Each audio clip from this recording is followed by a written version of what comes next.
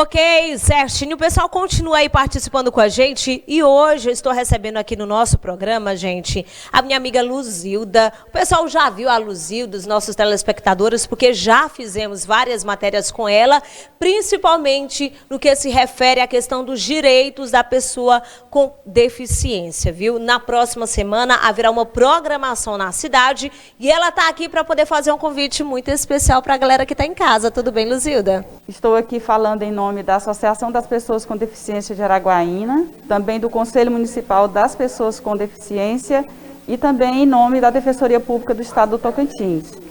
Nós realizaremos a segunda semana de conscientização dos direitos da pessoa com deficiência, que vai acontecer do dia 21 até o dia 26 de setembro.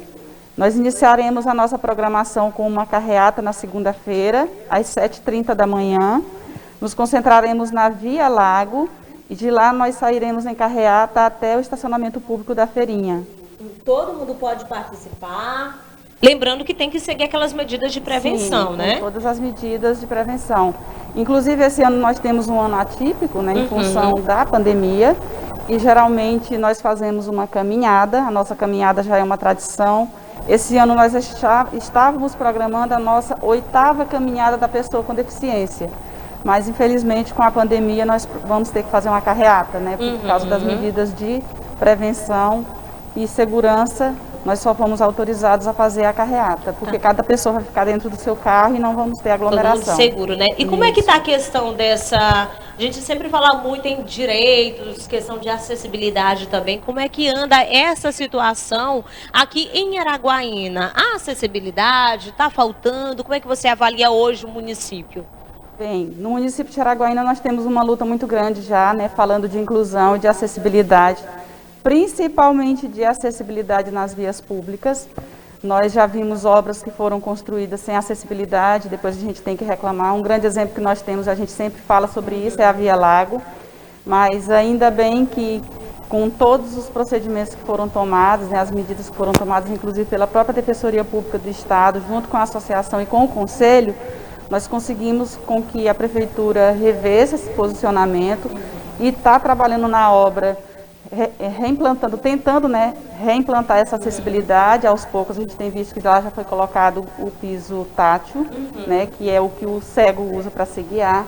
Ainda está faltando muita coisa, mas a nossa intenção principal com essa semana de conscientização é trazer para as pessoas, para os gestores, para a sociedade em geral, a consciência de que a inclusão e a acessibilidade, ela se faz dentro do que se projeta, e não depois que se tem uma obra executada, que ela tenha que ser adaptada para que ela seja acessível. A intenção que a gente tem é trazer essa consciência mesmo, e também a consciência da própria pessoa com deficiência com relação ao seu protagonismo.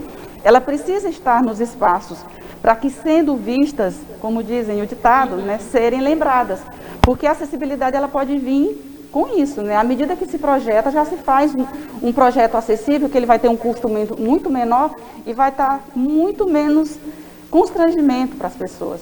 Tá. E você falou em relação às pessoas com deficiência, né, sobre o protagonismo, estar à frente, estar mais participativa em relação à questão dos seus direitos, em relação a buscar, né, melhorias dentro do próprio município. O exemplo, a Luzilda, o pessoal está vindo aqui dizendo, a Luzilda, essa mulher representando aí as pessoas com deficiência, mostra aí, pode pegar, minha amiga. Olha só, a Luzilda, ela se enquadra, ela é uma pessoa com deficiência, é isso? E qual é o tipo de deficiência para o pessoal que está curioso? Porque ela, hoje aqui o estúdio, ele está muito, né, bem iluminado, é claro, para poder ficar bacaninha aí para vocês, todo mundo bonitinho, só que para ela hoje não é um local muito adequado, né, para você a questão da iluminação. Qual é o tipo de deficiência sua? Explica pra gente o motivo que a iluminação te atrapalha também. Sim, eu tenho baixa visão. Desde criança eu já nasci com cegueira noturna, então eu não enxergava à noite. E mais ou menos aos 25 anos eu comecei a perder a visão durante o dia também. Então hoje o que eu tenho é apenas a visão de vultos. Dessa distância que nós estamos aqui, eu estou a 1 metro de você mais ou menos, e eu consigo ver apenas teu vulto, eu não defino o rosto das pessoas, eu não defino as cores e também os obstáculos que venham a ter no chão, dependendo de um degrau, uma coisa assim eu não consigo. Então eu já uso a bengala, né? Eu uso a bengala inclusive verde, porque essa bengala verde ela simboliza a baixa visão, porque a nossa condição, né, quem tem baixa visão não é totalmente cego, tem essa visão de vulto, então eu consigo, às vezes, me locomover dependendo do espaço, se eu conheço ou não aquele espaço, se eu tenho uma certa segurança para andar, eu até às vezes consigo andar sem essa bengala, mas em locais que eu não sou já habituada a andar, eu sempre ando com a bengala. Muito bacana, lembrando que cada cor... Desculpa, porque você me perguntou com relação à iluminação, eu me esqueci desse detalhe. Com relação à iluminação, porque à medida que eu fui perdendo a visão de cores e a visão durante o dia, eu fui tendo mais sensibilidade à luz, então eu tenho muita fotofobia. Essa fotofobia me traz um sofrimento, de certa forma, intenso, né? Porque eu consigo enxergar menos ainda com mais iluminação. Então, a noite é um horário abençoado para você, né? Durante o dia é ruim. A noite é bem mais confortável, apesar de que no escuro eu não consigo enxergar também.